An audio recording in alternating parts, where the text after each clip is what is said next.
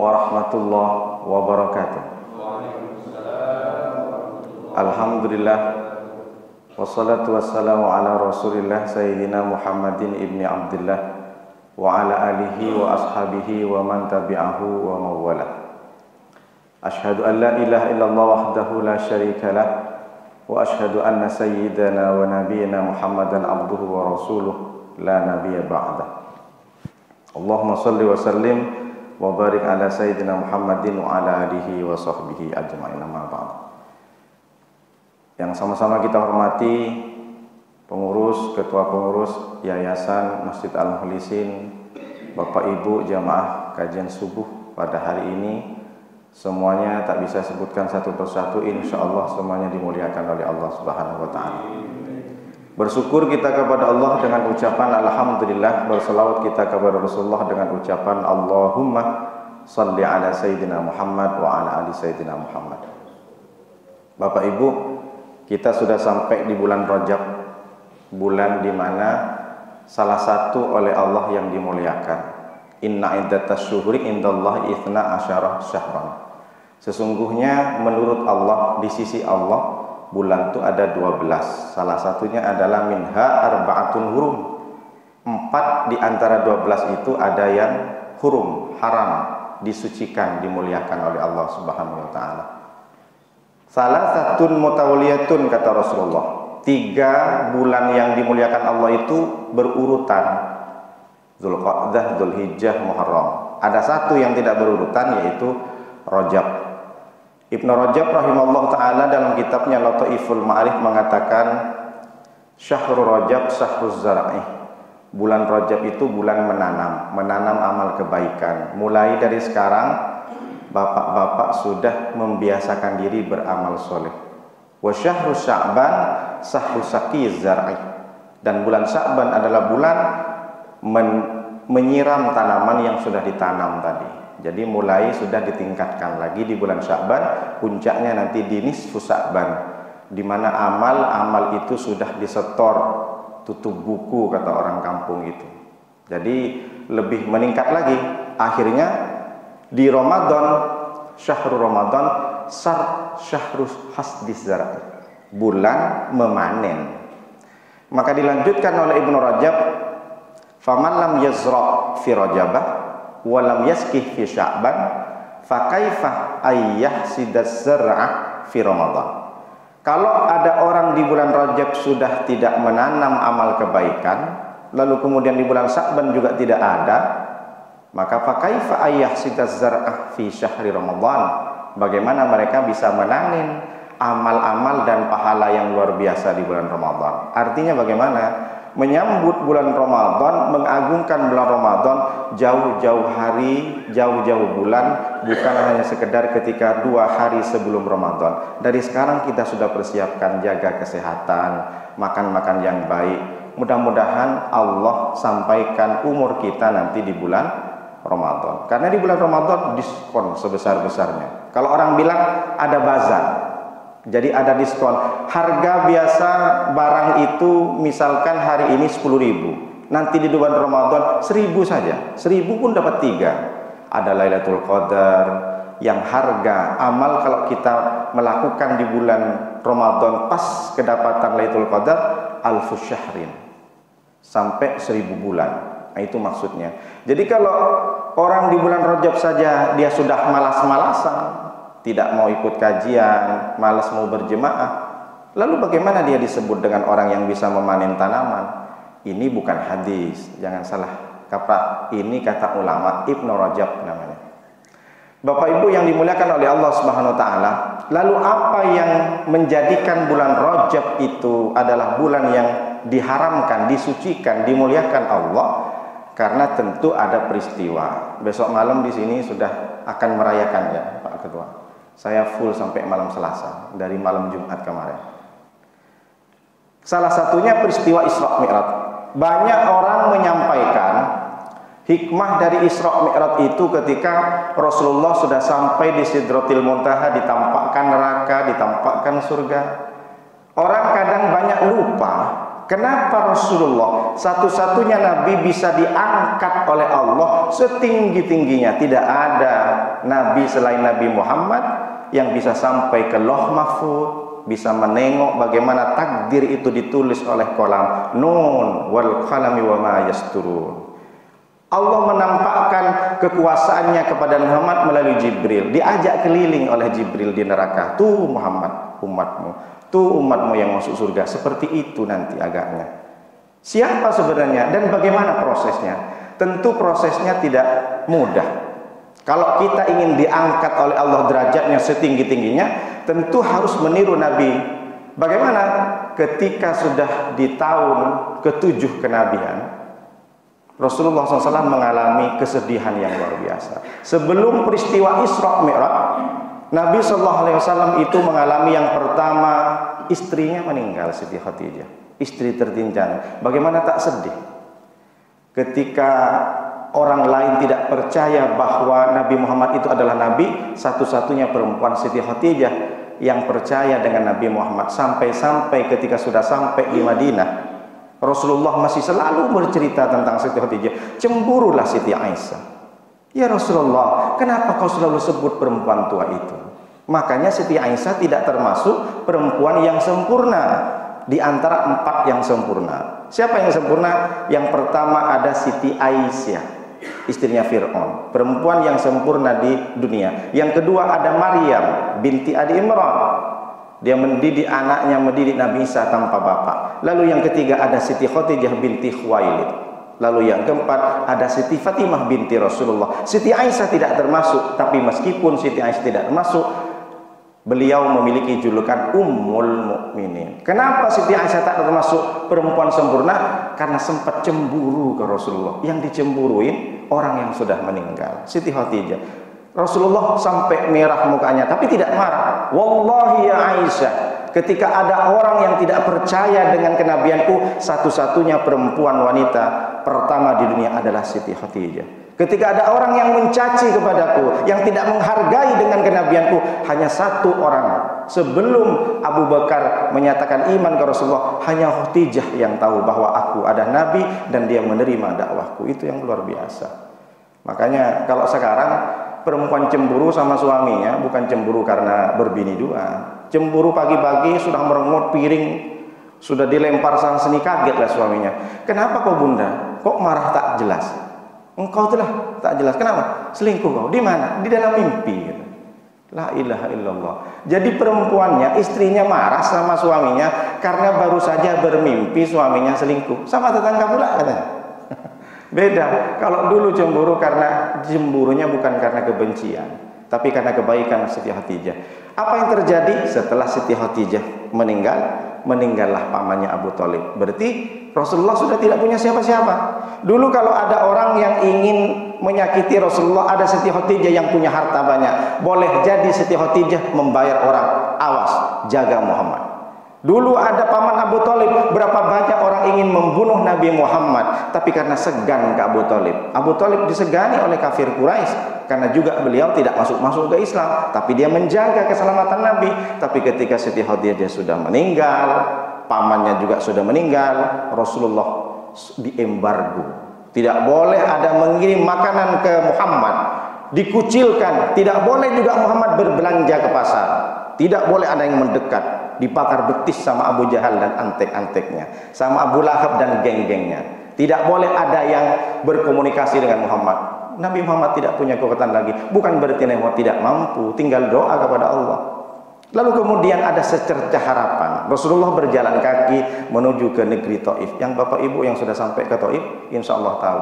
Berharap Rasulullah ke Taif, ada orang yang mendengar dengan dakwahnya, yang menerima. Di Taif adalah kampung dari Halimatus Sa'diyah yang menyusui Rasulullah. Ketika Siti Aminah ibunda Rasulullah tidak keluar air susunya, maka pergilah ke Taif. Apa yang ternyata? Ternyata Rasulullah tidak disambut dengan tala'al badru alaina, tidak disambut dengan marhaban ya jaddal Husain, marhaban ya nurul ain. Tidak disambut dengan itu, tapi justru disambut dengan lemparan batu, lemparan tulang belulang, lemparan macam-macam. Akhirnya kakinya berdarah. Ketika berdarah, Rasulullah melihat darahnya hampir menetes. Datang malaikat Jibril tanpa perintah, tanpa minta Rasulullah, Muhammad, seandainya darahmu itu menetes ke tanah dari kakimu, selesai nih Taif nih, aku bumi ratakan. Cepat-cepat Rasulullah bergegas, diusaplah darahnya, takut menetes. Kalau sempat menetes darahku ini, kata Nabi Muhammad, habislah, mati semua orang-orang Taif. Nabi Muhammad bukan tidak mampu membalas kejahatan mereka, tapi Nabi Muhammad tidak dendam dengan mereka. Seandainya terjadi sama Nuruddin, datang ke Cipta Garden, dilempar batu, lalu kemudian darah saya menetes, datang malaikat Jibril, Nuruddin, seandainya darah itu menetes, aku bumi ratakan Cipta Garden, langsung saya gosok-gosok. Gimana saya terjepit? Misalkan kalau terjadi ke saya kan tidak sempurna. Coba Bapak Ibu, berapa banyak orang yang sudah menyakiti. Jangankan melempar batu ke Bapak Ibu, jangankan sudah menempeleng misalkan, orang diomongin saja, kamu sama si dia, habis kamu dijelek-jelekin. Hati ini bergejolak, padahal belum tentu benar. 3 hari 3 malam tak nyenyak tidur. Kenapa? Dibikin status di WA, dibikin status di posting. Ini kayaknya ke saya ya. Baru tulisan. Rasulullah jelas dilemparkan batu, berdarah pelipis Rasulullah, menetes, mengalir dari pelipisnya. Coba bayangin Bapak Ibu, betapa Rasulullah itu perjuangannya luar biasa sampai berdarah-darah. Lalu kita, apa balasan ke Rasulullah?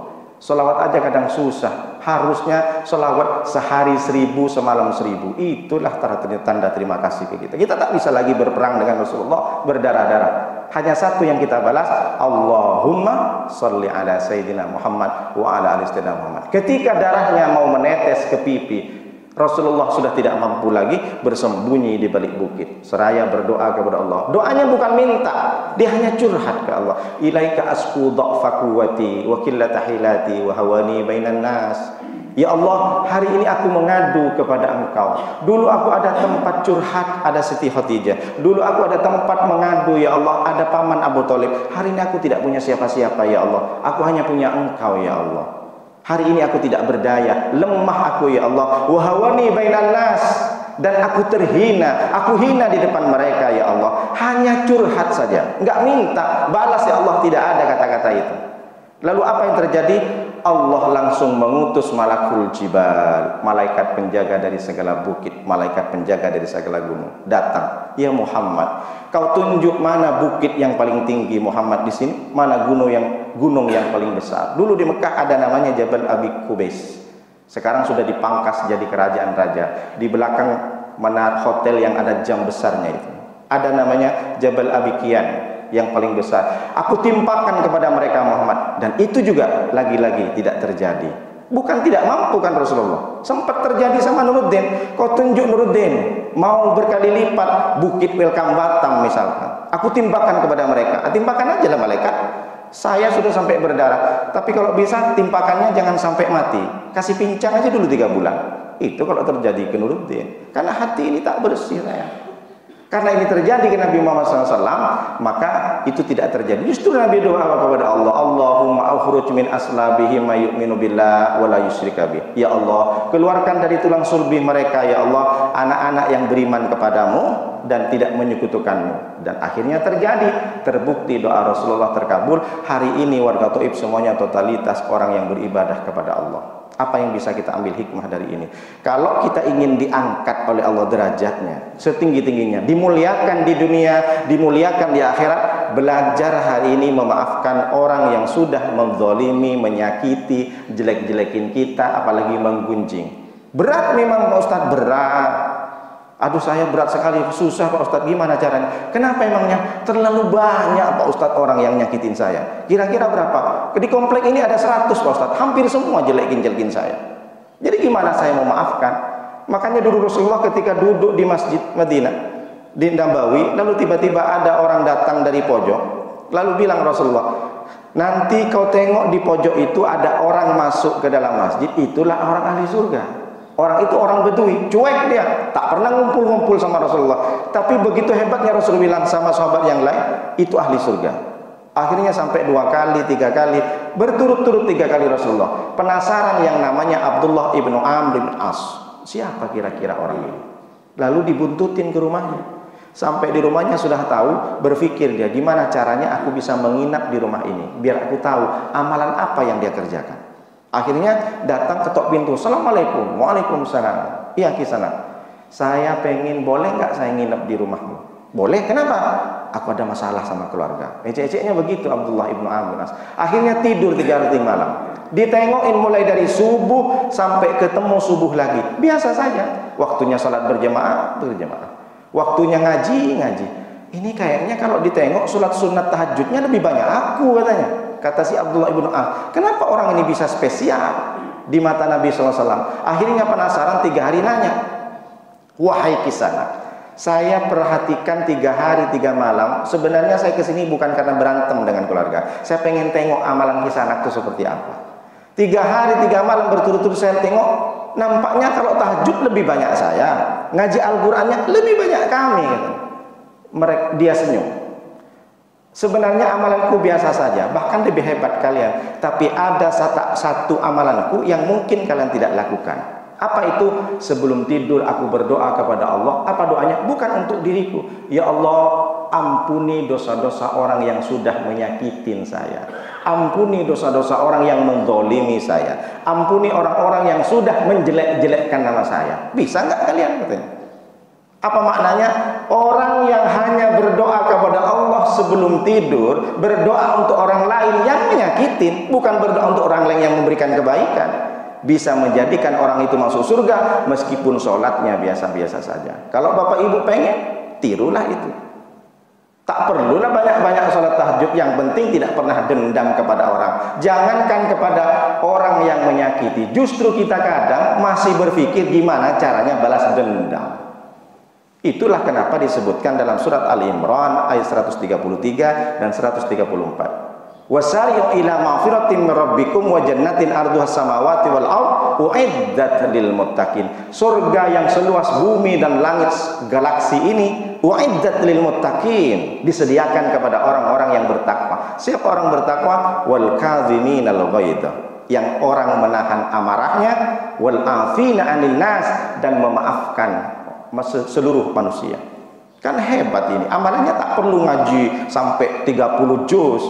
Amalannya cuma satu, jangan pernah dendam dan maafkan orang yang sudah jelas-jelas. Rasulullah bukan nyakitin dengan ucapannya. Rasulullah orang itu langsung lempar, jelas berdarah, nampak darah itu menetes. Kalau kita mungkin luar biasa. Kita memang tidak bisa seperti Nabi Muhammad, tapi setidaknya belajar dari hari ini.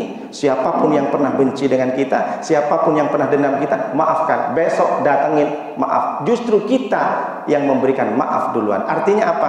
Bukan hanya sekedar minta maaf, tapi jadilah pemaaf. Kamu sakit hati sama tetanggamu? Iya Pak Ustaz, sakit kali hati saya Pak Ustaz. Kenapa? Ditempeleng? Tidak Pak Ustaz. Kenapa? Dicaci maki? Tidak Pak Ustaz. Kenapa? Kok marah? Kok benci sama tetangga? Mobilnya baru Pak Ustaz. Wah, itu lain lagi itu. Kamu kenapa? Saya lebih benci lagi Pak Ustaz, lebih sakit hati lagi. Kenapa? Rumahnya baru Pak Ustaz. Sekali nengok ke atas, kram leher saya Pak Ustaz. Ada yang satu lagi, saya paling sakit hati lagi Pak Ustaz. Kenapa? Bininya baru Pak Ustaz. Bukan berarti bini kedua, istri yang pertama meninggal. Jangan salah kaprah. Ini menunjukkan ada dosa zahir, ada dosa batin. Makanya sebelum meninggal Rasulullah, man kuntu jalatu lahu dhahran hadza dhahri falyastaqid minhu wa man kuntu satantu lahu 'irdan hadza 'irdi falyastaqid minhu.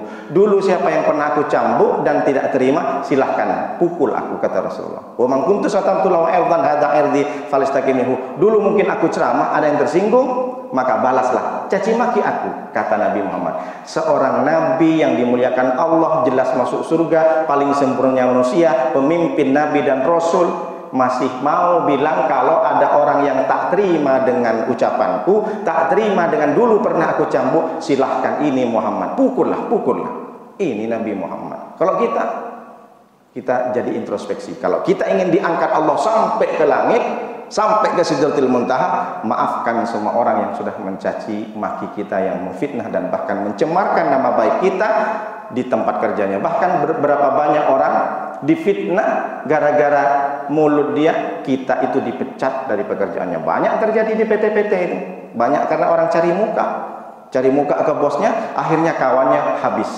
dipecat dari perusahaannya, dibumbuin sama temannya. Yang pertama, hikmah dari Isra Mi'raj bukan hanya sekedar diperjalankan Rasulullah, tapi Rasulullah melalui ujian, meninggal Siti Khadijah, meninggal Abu Thalib, lalu sebelum itu dia juga sudah memaafkan orang-orang yang sudah menjelek-jelekkan dan menyakiti beliau. Yang kedua, ketika Rasulullah sudah selesai dari Taif karena sudah tidak mau berdakwah, berjalan kaki Rasulullah pulang ke Mekah. Di tengah perjalanan turunlah ayat surat Jin ayat 1. Qul uhiya ilayya annahu istama'ah nafarum minal jinni faqalu inna sami'na qur'anan ajaba. Rasulullah tidak pernah putus asa, meskipun dia berdakwah di Taif tak ada yang mendengar, tapi ternyata Allah turunkan surat Al-Jin ayat 1.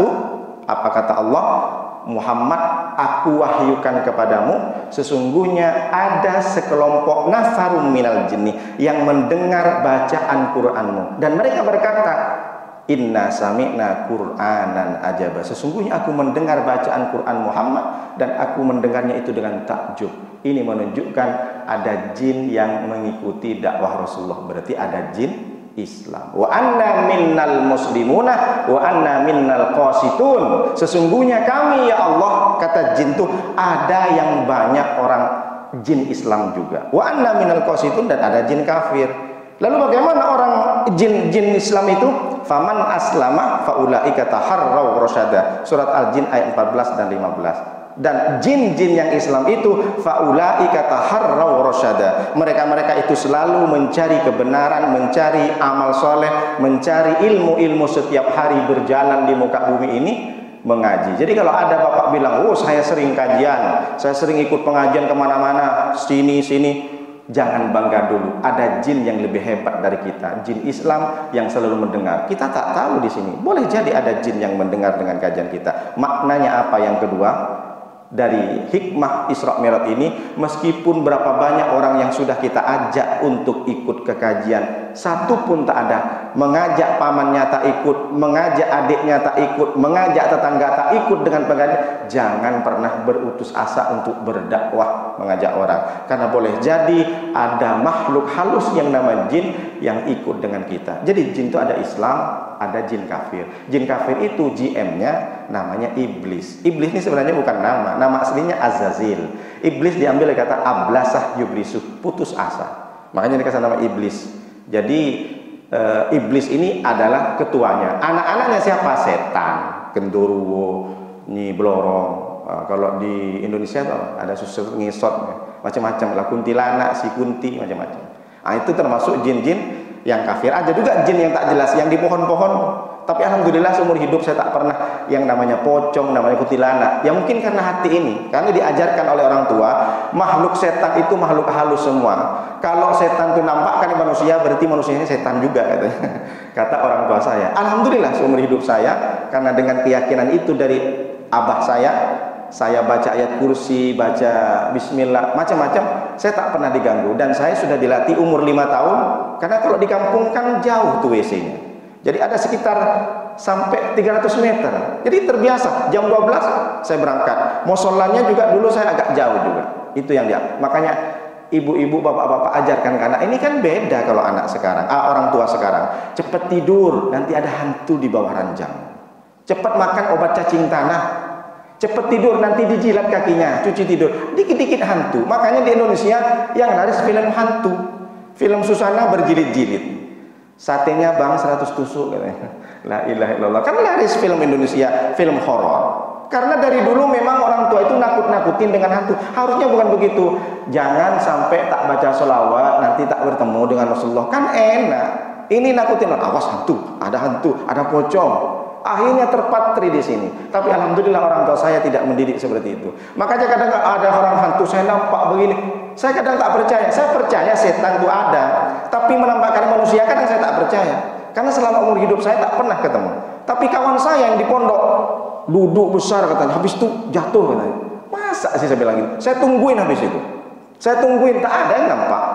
Karena menurut saya itu sugesti. Jadi kalau setan sebenarnya itu bukan yang menampakkan. Setan itu dalam diri kita. Ketika kita tidak mau malas sholat, itulah setan di dalam diri kita. Setan itu tak nampak. Nanti akan saya kupas tuntas tentang kajian setan, insya Allah minggu yang depan. Lalu kemudian yang ketiga, Makna daripada Isra Mi'raj, dibalik hikmah Isra Mi'raj itu, sebelum Rasulullah diperjalankan pulang dari Taif sampai ke Mekah, tidur Rasulullah. Tiba-tiba terbukalah lebar di rumahnya, ada sinar yang masuk. Rupanya malaikat Jibril datang. Ja'ah bitostin min dahabin. Malaikat Jibril datang membawa bejana dari emas. Isinya air zam-zam. Fa'afragha sadri. Lalu kemudian dibedahlah dadaku, kata Rasulullah. Dibedah, disucikan dengan air zam-zam itu, lalu diisi dengan hikmatan wa imanan.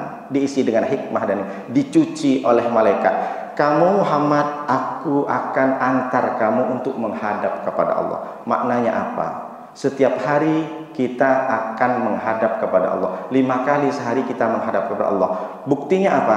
Kalau kita ingin menghadap kepada Allah, sucikan hati. Salah satunya kalau secara syarat dan rukun, ambil wudhu, bersihkan cat-cat. Itu maknanya. Sucikan badan. Sampailah suci tempatnya, suci bajunya, suci. Jangan sampai ada cat yang masih tersisa, ada sesuatu yang masih menempel tainya, misalkan tai apa itu, cicak dan segala, bersihkan.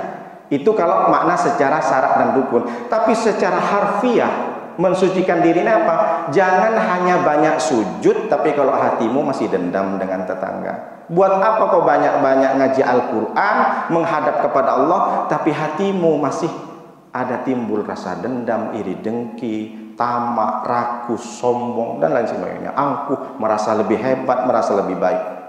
Itu maknanya. Rasulullah saja yang sudah jelas tidak pernah bohong dari kecil, masih oleh malaikat Jibril disucikan. Kenapa? Kalau tak disucikan Muhammad, kau tak pantas berhadapan dengan Allah. Nabi Muhammad yang sudah jelas-jelas diangkat, sudah jadi Nabi 7 tahun, tapi karena ingin bertemu dengan Allah, berhadapan-hadapan dengan Allah, masih perlu disucikan. Lalu kita bagaimana mau bertemu dengan Allah?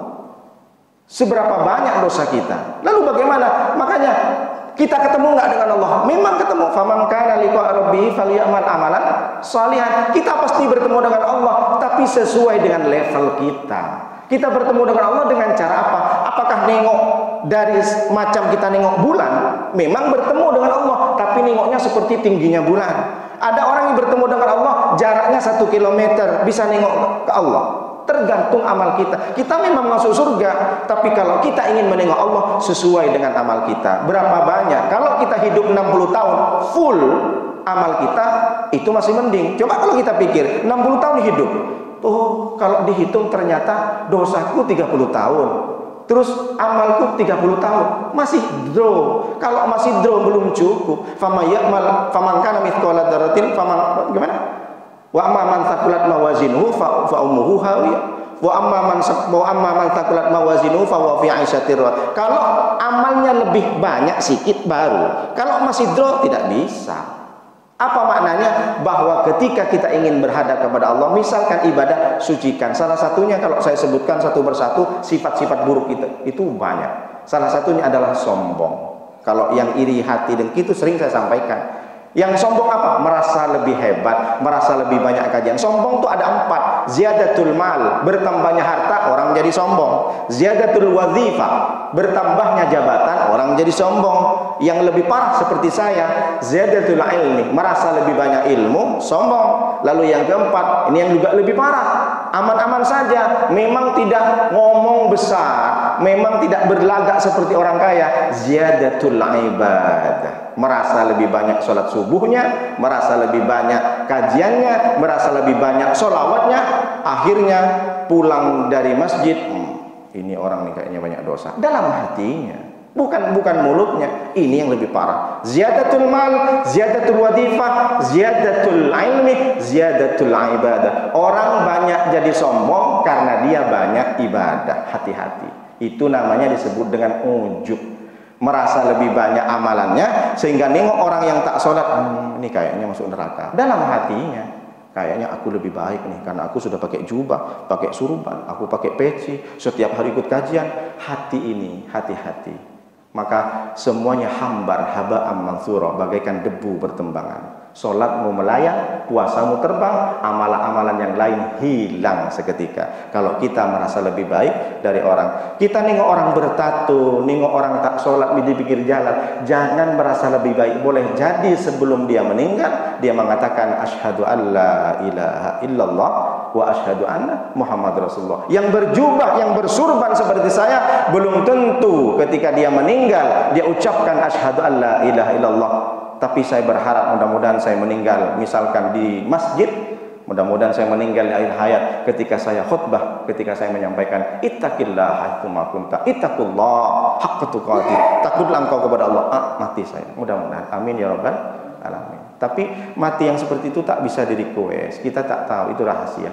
Makanya apa ini sombongkan? Rumah besar ditinggal, gelang emas, rantai, kalung semua ditinggal. Nanti pada saatnya engkau sombong, apa yang kau sombongkan? Sekarang kau sombong karena engkau bisa menghirup, karena jantungmu masih berdegup dengan baik. Bek, bek, bek.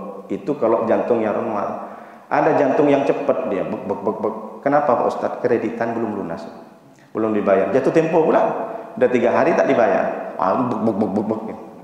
Apa yang kau sombongkan? Jantungmu itu masih berdegup, bisa memompa darah dari jantung ke otak, dari otak dikirim ke tangan, dikirim ke jari-jari ini bisa bergerak nih karena ada aliran darah yang dipompa jantung masuk ke otak, otak mengalirkan. Makanya ada orang kalau stroke karena darah sudah tidak masuk lagi, tersumbat dia di sini. Maka gini dia, tak bisa gerakkan begini lagi. Karena tidak ada darah. Apa yang bisa memompa? Jantung. Jantung dipompa kemana? Ke otak. Di otak baru dikirim ke. Nah, jadi bersyukur setiap hari tengok jantungnya masih sehat. Kalau sudah jantung ini berhenti, maka darah juga beku. Sama dengan Bapak Ibu kalau sembelih ayam, darahnya taruh ke piring. Tunggu berapa jam kemudian beku dia. Begitu juga. Makanya kalau orang meninggal cepatlah dikuburkan. Jangan nunggu yang di Singapura, nunggu yang di Malaysia, nunggu yang di Jerman. Cepat kuburkan. Ini pun anaknya Jerman. Tunggu aku ya.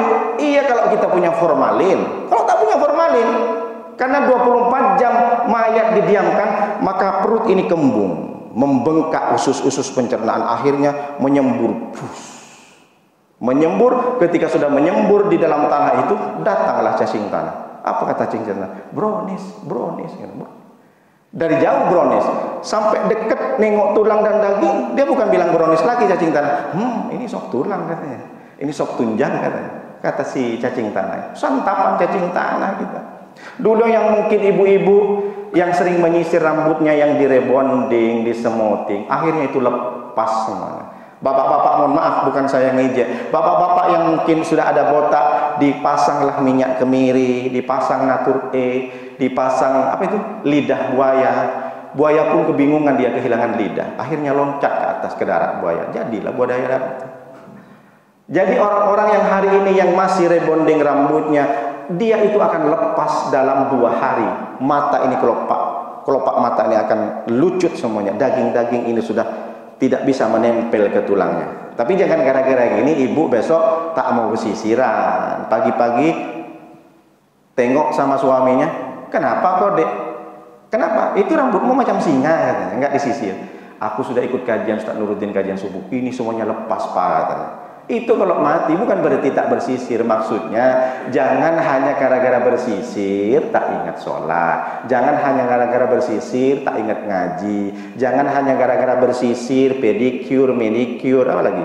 Macam-macam itu kalau perawatan tangan. Belum lagi kaki juga perawatan ini di laser entah apa-apa macam-macam itu perawatan perempuan sekarang. Jangan gara-gara itu lupa sholat, lupa ngelayanin suami, sampai suami goreng telur sendiri pulang kerja, ditengok di meja makan tak ada. Ini kan di dosa dari perempuan yang tak disengaja. Nih sampaikan bapak-bapak ke istrinya. Kalau memang istrinya biasa makan, biasa ngopi, sediakan. Jangan sampai suami buat sendiri. Memang suami tak marah, tapi malaikat mencatat. Inna alaikum lahafidin kiraman katibin. Jangan sampai membuat suami sedikit pun marah. Tapi suami yang bagaimana Pak Ustadz? Kalau suaminya Fir'aun, tak apa-apa, tak dilayani, tak pernah sholat, keadaannya marah-marah terus. Jadi perempuan yang taat sama suami itu suaminya suami yang soleh. Kalau suami-suami Fir'aun, suami korun, ya terserah ibu lah mau gimana caranya. Tapi tetap namanya suami juga suami. Saya bukan mengajarkan yang tidak baik. Lalu yang keempat, Makna dibalik hikmah Isra Mi'raj, Allah menyampaikan dalam Al-Quran itu asra, subhanalladzi bi'abdihi, subhanalladzi asra bi'abdihi. Asra di kalimat verb intransitif, kalimat atau kata kerja yang memiliki objek, jadi bukan berjalan, memperjalankan. Itulah kenapa Abu Lahab, Abu Jahal tak percaya sama Nabi Muhammad. Dikira Nabi Muhammad berjalan dengan kaki. Padahal kalau dia belajar fisika misalkan, fisika itu kan ada kecepatan. 1 detiknya kecepatan cahaya itu 300,000 km. Ada 300.000 km kecepatan cahaya. Macam petir misalkan di Batam. Petir yang sama di saat yang sama, di detik yang sama bisa kita tengok di Dabo Singkep. Dabo Singkep ke sini berapa kilometer? Persis sama kilatan cahaya itu. Jadi kalau dia belajar fisika, Abu Jahal pasti percaya. Dan bahkan dia tidak tahu bahwa Nabi Muhammad itu diperjalankan, bukan berjalan dengan kakinya. Padahal dari kejadian Isra Mi'raj 1500 sebelumnya, 1500 before this accident, misalkan dari kejadian ini ada peristiwa yang lebih cepat lagi daripada Buraq membawa Rasulullah dengan malaikat Jibril dari Mekah ke Palestina hanya beberapa menit saja.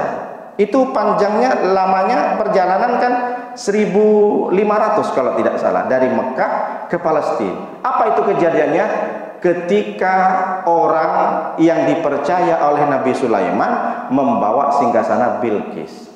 Waktu itu Nabi Sulaiman ingin membuat Bilqis dan tentaranya datang ke kerajaannya dari negeri Sabah, dari negeri Yaman ke Palestina, biar terpukau. Jadi dikumpullah oleh Nabi Sulaiman. Gimana caranya Bilqis ini bisa terpukau? Berpikir Nabi Sulaiman, ya ayyuhal mala'u, ayyukum ya'tini bi arsyiha. Siapa di antara kalian yang bisa membawa singgasana kursi kerajaan Bilqis ke sini? Qabla ayyatuni muslimin, sebelum mereka datang ke sini dan dia pasrah kepadaku, dia masuk Islam bersamaku. Tidak ada yang jawab, tiba-tiba ada yang mengacungkan tangan satu. Siapa dia? Ifrit. Qala ifritum minal jinni. Berkata Ifrit, bangsa dari jin. Apa kata si Ifrit?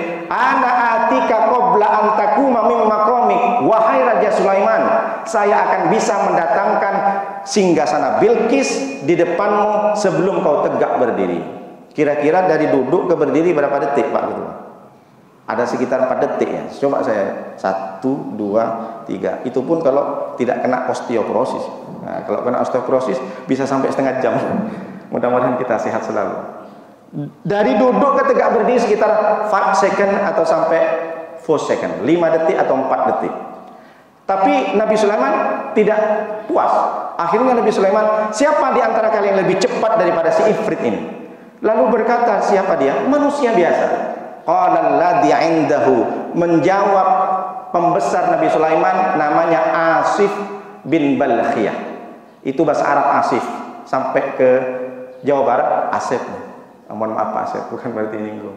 Asif bin Balkhiyah berkata kepada Nabi Sulaiman, apa kata ilmu minal kitab, ahli kitab, ahli tafsir kalau sekarang. Dia ustadz, dia ulama. Wahai Raja Sulaiman, ana atika qabla ayyartadda ilaika torfuk. Saya akan bisa membawa singgasana Bilqis sebelum engkau berkedip. Lebih cepat duduk dari tegak berdiri, apalagi lebih cepat berkedip Pak Ketua? Lebih cepat berkedip. 3000 tahun dari sekarang ada fenomena yang luar biasa. Seorang Asif bin Balkhiyah bisa membawa singgasana Bilqis dengan hitungan mata ini belum berkedip. Jadi kalau sekarang apa maknanya? Jin dari dulu sudah kalah tender sama Asif bin Balkhiyah. Jadi kalau ada hari ini orang yang masih minta tolong sama jin, sama dukun, sama Gus Samsudin, sama si Limbat misalkan, macam-macam, berarti dia tidak paham dengan kalimat ini. Kata si jin, manusia itu memang lucu katanya. Memang lagi lucu-lucunya katanya. Kenapa? Dulu 3000 tahun yang lalu bapak kami yang namanya Ifrit sudah dikalahkan sama manusia. Ini pula datang ke saya. Kenapa datang sama aku? Dagangannya kurang laris, minta penglaris. Pekerjaannya, saya ini kok di depan orang kok banyak orang tak suka. Mintalah amal, minta apa namanya, jampi-jampi, biar saya ini terkesan wibawa. Datanglah ke dukun. Si dukun dia minta sama jin, jinnya ketawa. Aneh manusia. 3000 tahun yang lalu aku sudah dikalahkan sama si Asif. Ini manusia minta tolong sama aku. Ini maknanya. Apa maksudnya? Jadi kalau Abu Jahal membaca surat An-Naml ayat 38 sampai 40 ini, maka tentu dia percaya ada yang lebih hebat daripada Nabi Muhammad. Dulu Allah tampakkan mujizatnya. Lalu kemudian Abu Jahal dan Abu Lahab ini tidak memakai ilmunya. Jadi kalau kita sekarang melihat fenomena Isra Mi'raj, kalau masuk ke akal, tidak masuk ke akal. Makanya ada kata pepatah, kalau galah panjang sejengkal, jangan laut kau diduga. Kalau semuanya tentang fenomena mukjizat yang Allah berikan kepada Nabi dan Rasul, termasuk Nabi Muhammad, kalau difikir dengan logika, tidak masuk. Caranya bagaimana Pak Ustadz? Kita fikir dengan ilmu pengetahuan kita dan iman kita kepada Allah dan kepada Rasulullah. Kalau orang sudah berfikir dan mencerna tentang fenomena mukjizat ini dengan ilmu, maka keluarlah dari lisan kita, Subhanalladzi asra bi abdihi laila. Artinya kenapa diawali dengan kata subhan? Maha suci engkau ya Allah dari tuduhan-tuduhan orang-orang kafir yang tidak layak, bahwa engkau tidak mampu, bahwa engkau tidak punya kuasa. Maha suci engkau ya Allah. Kalau hati ini, itulah kenapa dikatakan oleh Allah, inna fi khalqis samawati wal ardi wa ikhtilafil laili wan nahari la ayatil liulil albab. Sesungguhnya penciptaan langit dan bumi, begitu banyak yang sudah sampai di bulan. Neil Armstrong melihat ciptaan Allah. Inna fi khalqis samawati wal ard, melihat tumbuh-tumbuhan. Dia tumbuh sendiri, bukan berarti tidak ada yang jaga, ada yang jaga. Orang ateis tidak percaya dengan itu. Alam ini dengan sendirinya tumbuh. Dia tidak percaya kalau ada yang menjaga. Dia tidak percaya langit, matahari bergerak, bumi bergerak, planet Neptunus, Mars, Venus dan lain sebagainya. Dia tidak percaya kalau ada yang menggerakkan. Ini alam. Orang waktunya mati ya mati, waktunya hidup. Dia tidak percaya dengan bayi dalam kandungan 9 bulan 10 hari bisa hidup. Kalau bukan Allah, siapa yang memberikan makanan di dalam? Orang ateis tidak sampai ke situ. Makanya dikatakan oleh Allah, sesungguhnya penciptaan langit dan pergantian malam dan siang la ayatil liulil albab, itu adalah tanda-tanda kebesaran kepada orang-orang yang berakal, yang punya akal, yang berilmu. Makanya kalau kita memikirkan tentang ilmu langit, ilmu bumi, timbullah namanya ilmu geologi. Kalau kita berbicara tentang langit, timbullah ilmu namanya astronomi. Kalau kita berbicara tentang pergantian musim, iklim, cuaca, maka muncullah ilmu meteorologi, klimatologi, geofisika. Pak Ustadz tahu tak tahu? Saya tahunya karena ada BMKG, Badan Meteorologi, Klimatologi dan Geofisika. Itu maksudnya. Makanya Sayyidina Ali mengatakan al ilmu afdalu minal mal. Ilmu itu lebih baik, lebih utama dari harta. Bi ayyi dalilin, kata sahabat yang lain. Apa maksudnya kamu Ali, ilmu itu lebih utama dari harta? Al ilmu yahrusuka wal malu tahrusuhu. Ilmu itu bisa menjagamu dunia akhirat, tapi kalau harta, engkau sendiri yang menjaga harta. Harta tak bisa menjadikan kita menjadi orang yang berakal dan berilmu. Tapi kalau ilmu menjadikan kita, faman aradad dunya fa'alaihi bil ilmi wa man aradal akhirah fa'alaihi bil ilmi wa man aradahuma fa'alaihi bil ilmi. Kalau engkau menginginkan dunia ini ada di genggamanmu, maka dengan ilmu. Kalau engkau akhirat ingin digenggam olehmu, maka dengan ilmu. Kalau engkau ingin mendapatkan kedua-duanya, maka hendaklah dengan ilmu. Itu maksudnya, ilmunya penting. Makanya bapak-bapak dan ibu jangan pernah berhenti untuk mengaji. Berapa banyak ulama, kiai, ustaz yang hadir sini, ambil hikmahnya, diambil hikmahnya lalu diamalkan. Yang terakhir, ini cepat saja, bukan cepat saja, ini udah lama Pak Ustaz. Karena kalau nggak selesai, tak selesain. Yang kelima itu adalah apa makna dibalik Isra Mi'raj ini. Rasulullah ketika sampai di Palestina, sholat Rasulullah di dalam Masjid Al-Aqsa menjadi imam. Makanya ada tarhib as-salatu wassalamu alaihi ya man asra bika muhaiminu lailam niltama niltawal anamun niyam. Saya tak hafal kalau lagunya. Ketika waqaddamta lis-shalah fasolli kullu man fis sama wa antal imam. Ketika sholat itu sudah didirikan, engkau jadi imamnya Muhammad. Rasulullah nengok ke belakang, ada Nabi Ibrahim. Kurang hebat gimana Nabi Ibrahim? Kok bisa jadi makmum? Nabi Ibrahim kita sebut 4 kali dalam sholat. Kama shallaita ala sayyidina Ibrahim wa ala ali sayyidina Ibrahim. Kama barakta ala sayyidina Ibrahim wa ala ali sayyidina Ibrahim. Meskipun dia Abul Anbiya, meskipun namanya 4 kali kita ucapkan, tapi ternyata ketika Isra beliau menjadi makmum, Rasulullah yang jadi imam, yang jadi pemimpinnya. Ditengok di belakang Nabi Ibrahim ada Nabi Musa.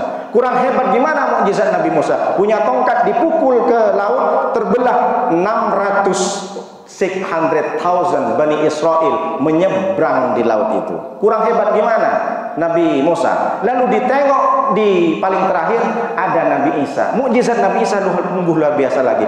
Ana ahluku lakum minat tini kahati toiri. Saya membentuk tanah dibuat menjadi burung. Famfuhu fihi fayakunu toiron. Saya tiup, kata Nabi Isa, burung yang dari tanah liat jadi burung, dia terbang biidznillah, dengan izin Allah. Wa ubrihul akmaha wal abros. Saya menyembuhkan, menghidupkan orang yang sudah dikubur, dihidupkan lagi. Saya bisa. Wa ubrihul akmaha wal abros. Orang yang terkena penyakit kusta, aku bisa sembuhkan dari lahir. Dia buta dari lahir, aku sembuhkan. Wa uhyil mauta, dan aku hidupkan orang yang meninggal dengan biidznillah. Hebat Nabi Isa. Tapi meskipun sehebat-hebat Nabi Isa, jadi makmum Rasulullah. Apa makna yang saya ambil? Hari ini sudah mansuh, sudah putus semuanya. Siapapun nabinya harus ikut syariat Nabi Sallallahu Alaihi Wasallam. Kalau ada orang sekarang masih bertuhan dengan nabi yang lain, itu salah. Mohon maaf, dia bodoh. Kenapa bodoh? Karena nabi yang lain diutus hanya sekecamatan, seprovinsi, satu kota saja. Tapi Nabi Muhammad, wa ma arsalnaka illa rahmatan lil alamin. Nabi Ibrahim diutus orang Palestina. Kalau ada orang sekarang mengatakan orang Indonesia, saya bertuhan, saya bernabi ke Nabi Isa, tidak masuk akal. Orang mana kau? Kalau orang Palestina masih mending. Kau bukan Bani Israel, bertuhankan sama Nabi Isa. Salah, keliru. Makanya sekarang sudah mansuh. Jadi nanti di akhir zaman, Rasulullah lah yang memimpin semua para nabi. Rasulullah lah yang memberikan syariat. Nabi Ibrahim, Nabi Musa, semua dari Nabi Adam, mereka semua ikut syariat, aturan, tata tertib Nabi Muhammad Sallallahu Alaihi Wasallam. Itu 5 hikmah di balik kejadian Isra Mi'raj. Saya belum sampai membicarakan bagaimana Rasulullah sudah ditampakkan. Kalau dijelaskan lebih banyak lagi, Rasulullah bertemu dengan siapa? Panjang cerita, sampai 2 hari tak selesai. Demikian yang bisa saya sampaikan.